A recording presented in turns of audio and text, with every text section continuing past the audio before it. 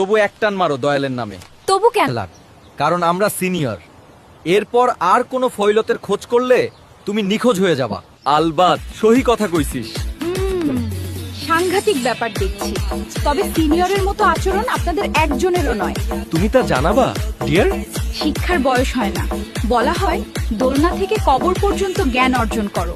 হুঁশিয়ারি করছো, সিনিয়রদের সামনে মুখ চালাচ্ছ, মারা পড়বে। মেয়ে, কবে ভর্তি হয়েছো, কে বড় কে ছোট বিষয়টা বুঝে উঠতে পারোনি মনে হচ্ছে।